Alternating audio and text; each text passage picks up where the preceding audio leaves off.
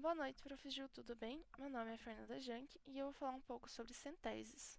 As centeses são procedimentos onde a gente vai fazer a punção ou perfuração de alguma região com o intuito de fazer a retirada de líquido livre desse local.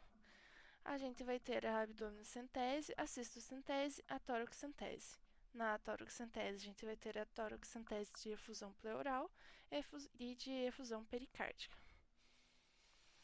Aprofundando um pouquinho mais sobre a abdominocentese, é onde a gente vai fazer essa punção no abdômen, como o nome já diz. A gente pode fazer tanto essa punção na linha alba para evitar sangramentos, ou a gente pode dividir esse abdômen em 4 quadrantes e fazer essa incisão de acordo de onde a gente tem o acúmulo desse líquido livre. O grande acúmulo de líquido livre vai causar a dispneia no nosso paciente, ou seja, a dificuldade do paciente respirar, justamente pela grande quantidade de líquido que temos nesse abdômen, que vai comprimir os pulmões, o que vai fazer que os pulmões tenham dificuldade ao se dilatar. Antes desse procedimento, geralmente é feito um ultrassom para saber onde que a gente encontra esse líquido livre e justamente para a gente saber onde que a gente vai fazer essa incisão. Durante o procedimento, a gente pode continuar usando o ultrassom ou a gente pode fazer às cegas. Guiado geralmente é feito quando a gente não tem um acúmulo de grandes quantidades de líquido livre, mas para fazer o diagnóstico, com a citologia e um exame bioquímico do líquido encontrado nessa região. E as cegas, mais quando a gente tem o intuito de fazer que esse líquido saia e descomprima o nosso abdômen e os pulmões do nosso paciente. Para fazer esse procedimento, primeiro a gente vai fazer a contenção do animal, a tricotomia do abdômen, antisepsia. A gente vai precisar de luvas, equipo, seringa, catéter, tubos de coleta, cuba e agulhas. O animal deve estar em decúbito lateral ou em instação. A gente pode utilizar também da manobra de balotamento para a gente fazer um movimento ondulante e detectar onde temos esse líquido livre. E para fazer esse líquido livre também se movimentar para a gente consiga fazer a completa retirada desse líquido presente nesse local. Na prática clínica, quando a gente tem muito acúmulo de líquido livre, geralmente é por causa de ascite, onde a gente faz a abdominocentese. No ultrassom, a gente sabe que a gente tem bastante líquido livre quando a gente vê a imagem do abdômen com uma área com muita.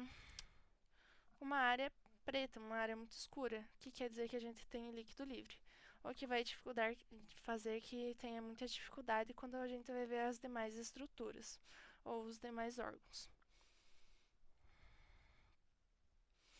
Sobre os catéteres e as agulhas que a gente vai usar, geralmente a gente vai usar a de 10, a rosa ou a branca para fazer essa retirada do líquido livre, justamente porque elas têm maior evasão e vai fazer esse procedimento ficar um pouquinho mais rápido. A gente pode fazer ela aberta, que é um procedimento mais sujo, somente com o catéter ou com a agulha presente ali, fazendo com que o líquido saia manualmente, ou com o equipo que vai fazer uma incisão mais limpa, uma retirada desse líquido livre mais limpo. Já na cistocentese, a gente vai fazer a inserção na bexiga do animal, onde que a gente tem uma finalidade diagnóstica e terapêutica também, muito mais diagnóstica para a gente fazer os exames de urinálises em relação de proteína e creatinina, cultura e antimicrobiograma. Terapêutica para fazer mais o desvaziamento dessa bexiga. A gente tem que ter um cuidado especial com pacientes obstruídos e também quando a gente tem essa bexiga muito cheia ou muito vazia. Quando a bexiga está muito vazia, a gente não consegue realizar o procedimento. Já quando ela está muito cheia, a gente tem o risco de fazer o rompimento dessa bexiga. A gente faz esse procedimento de preferência com o auxílio do ultrassom, com o animal em decúbito dorsal e com os mesmos materiais da abdominocentese. No ultrassom, a gente vê a bexiga com o formato piriforme e com as bordas bem delimitadas. Essa é uma bexiga que a gente vai conseguir fazer a cistocentese de forma que a gente tenha sucesso. Quando ela está com formatos irregulares ou não tenha um formato piriforme, ou até mesmo quando não esteja muito repleta, a gente não consegue fazer uma cistocentese de qualidade. A gente vai usar a cuba, os tubos de coleta, o scalp, o equipo, as agulhas e a seringa para fazer essa retirada. Já na toracocentese, a gente tem esse nome já diz tudo, que a gente vai fazer essa punção no tórax, onde a gente pode tirar o líquido livre, como na pericardiocentese ou nas efusões. E a gente também pode fazer a retirada de ar, como os pneumotórax. Muitas vezes, quando a gente realiza a pericardiocentese ou a toracocentese de efusão, a gente pode sim gerar um pneumotórax, mas a gente consegue fazer uma toracocentese para reverter esse processo. A gente geralmente é realizado um ultrassom, um raio-x, para a gente saber onde que a gente tem esse acúmulo de líquido livre e aonde a gente tem que fazer essa punção.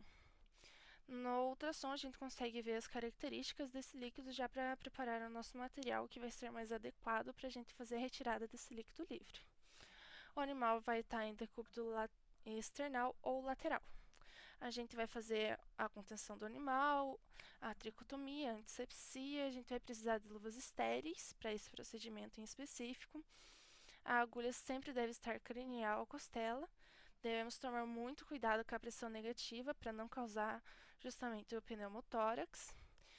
Esse exame sempre guiado por ultrassom com a anestesia local ou geral. As agulhas a 4012 ou a 4016. A gente vai usar também nesse procedimento em específico, diferente dos outros, a torneira de 3 vias, justamente como uma forma de prevenir o pneumotórax. A gente vai usar a cuba ou balde, as agulhas, os tubos de coleta, o equipo e a seringa também. Na pericardiocentese, a gente vai fazer quando a gente tem casos de efusão pericárdica, ou seja, quando a gente tem um acúmulo excessivo de líquido dentro do saco pericárdico, o que vai causar tamponamento cardíaco, um baixo débito cardíaco e o coração não se expande na diástole. A gente vai fazer essa pericardiocentese com o objetivo de fazer um diagnóstico e um tratamento adequado. O líquido que vai sair desse efusão pericárdia geralmente vai ter um aspecto macro de hemorrágico e sem coagulação. A gente vai fazer também esse procedimento com o auxílio do ultrassom durante o procedimento e antes do procedimento também é legal fazer ultrassom e ou raio-x. Nesse procedimento em si, é muito importante a gente olhar e ter o monitoramento pelo ECG, a anestesia local ou geral do animal, sempre optar pela que vai oferecer menos risco para o nosso paciente, seja a anestesia local ou a anestesia geral, que pode causar muito mais complicações no nosso procedimento. O animal deve estar em decúbito external ou lateral.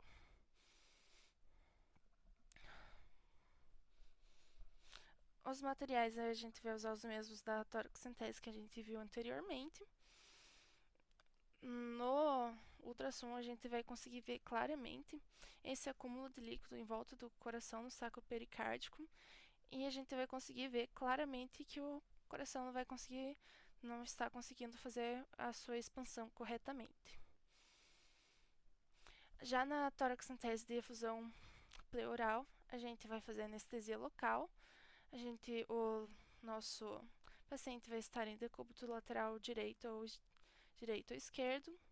a gente vai fazer essa drenagem na sétima até a oitava espaço intercostal, direito ou esquerdo.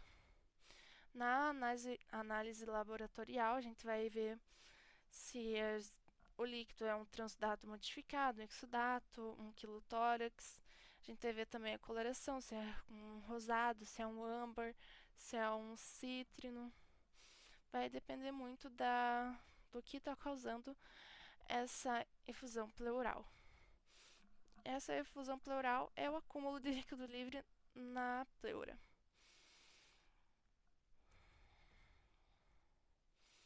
Nesse procedimento a gente também vai fazer guiado pelo ultrassom, tanto durante o procedimento quanto antes do procedimento. É legal fazer o ultrassom e o raio-x. Bom, é isso. Muito obrigada pela atenção, prof. E é isso aí.